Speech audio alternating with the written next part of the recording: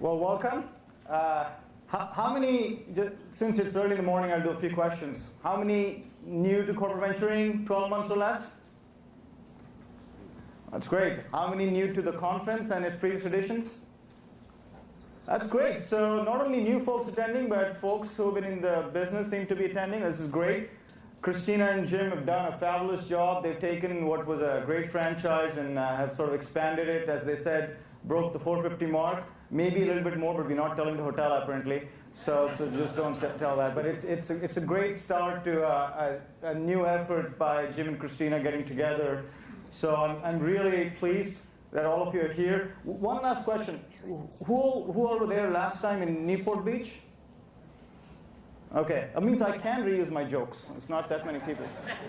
I'm honored to be co-chairing this conference along with Dominic Mayer from Qualcomm Ventures. So appreciate all the work Dominic has done. He's going to open the conference tomorrow. We are at the end of our term, a collective term. So if there are volunteers to do the next edition, please see Jim. What I told him was the benefits are great, the pay not so much. So just make sure that. So let me just start a little bit about the data. I mean, most of it is data, and I'll sort of close with a few comments. And a lot of this you'll see, so there's not, I think, ground truth in many of these things. There's a little bit of variance. Just focus on the directionality of the data, not necessarily the absolute numbers. But clearly, just starting from the VC industry, overall, 2015, by all accounts, is a banner year. There's no doubt about it. I think many records were built, whether it's 128 billion or 150, somewhere in between. It was a record year for investments. Having said that, there is a little bit of a, I would say the mood is a little bit down going into Q4. You'll see some of the data there. In my previous role, which I had till last week, I had visited many different regions. And I think, India is a good example. When I went in Q1 of last year, it was essentially a huge boom. There was massive amount of funding for consumer tech.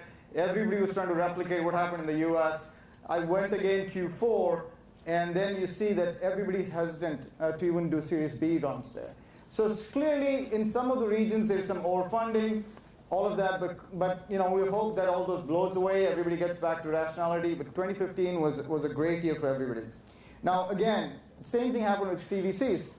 Record number of CBCs, high participation, and I think, again, it follows what the VC industry is doing, but really a lot of good follow-through by CBCs along with what happened with the VCs here. So really a big record set, 15-year record in terms of investments.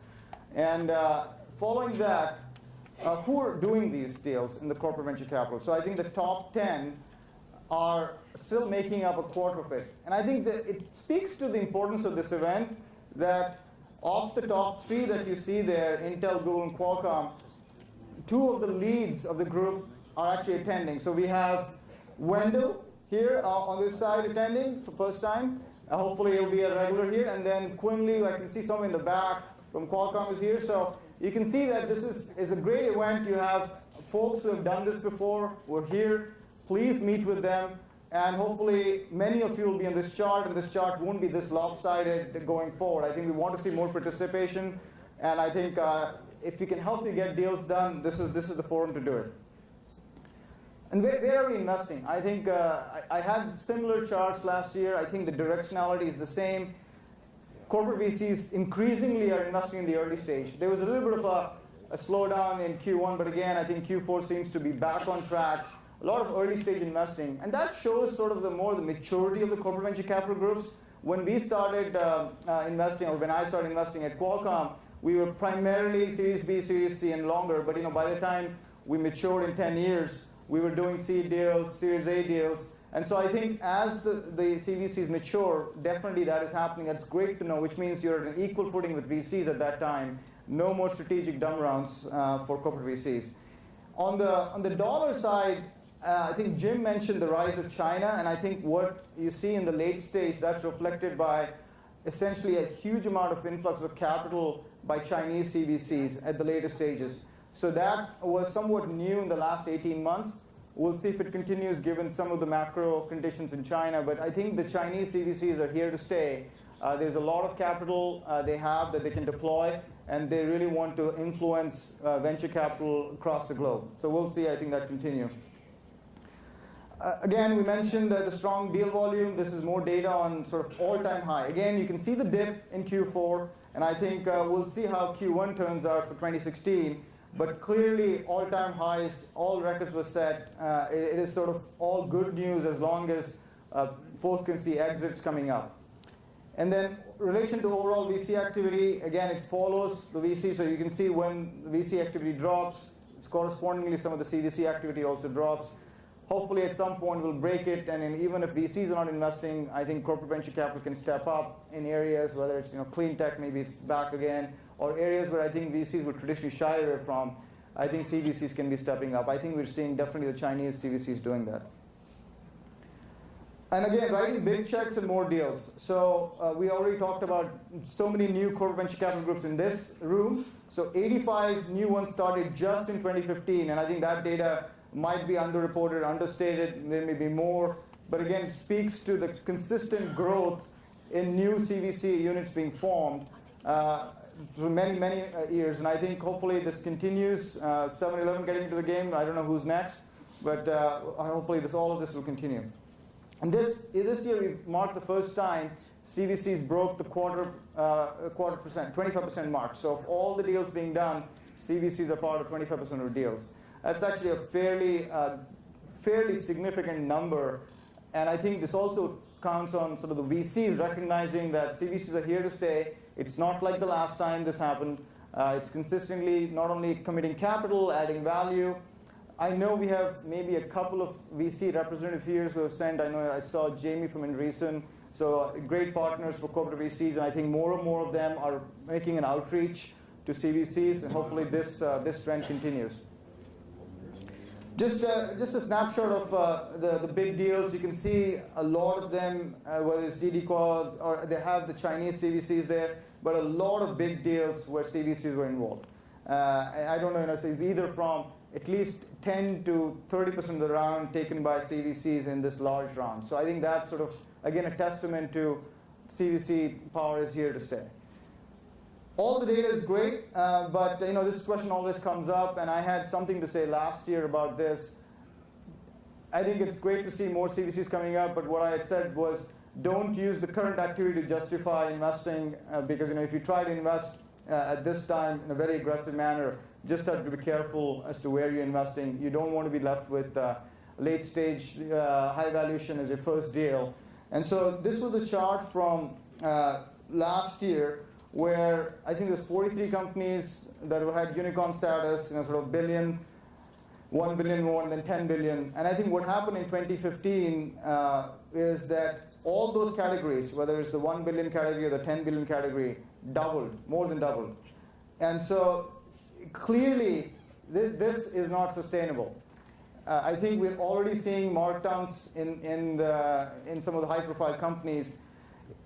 When this stops and how many of these survive, we'll see. 2016 will be a year that we'll see whether many of these survive. But clearly, from a CVC perspective, the same advice I'll give that I gave last year: don't use these charts to justify new investments. Be careful as you start. While we all want to do deals, there is no need to rush into deals if you're starting out. You want to prove your work to the corporation. There's many ways to prove it. Deals is just one of them. You see a lot of interesting companies that you can bring to the corporation that they would not see. I mean, use your groups as good sensors for the corporation. And as you do the sensor function, when the deals happen, you do the deals. You don't do the deals because you have to do the deals. And I think the last thing I'll leave is all of this is good data. The people around you are far more valuable than the data. I think the community is such that all of us want all the CVCs to succeed. We're not competing with CVCs here. Of course, sometimes we end up competing for deals. But overall, the community is much stronger. And I think all of us want our peers to succeed, because if the peers succeed, that means more and more CVC will have clout with the venture capital community. So reach out to your colleagues, the folks who are sitting next to you, and get some real advice. I mean, I think you'll see a lot of interest in helping out. Nobody's going to say, no, I will not tell you the best practices, because we are all incented to have you guys succeed.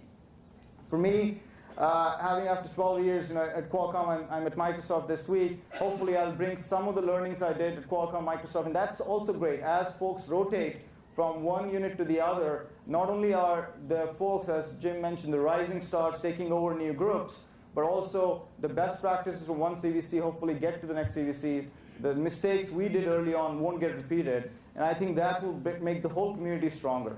So with that, again, I'm going to close, and I'm going to encourage everybody to sort of meet, greet, network, definitely attend the presentations, but please use the opportunity to learn from your colleagues, and we are all ready to help. Thank you.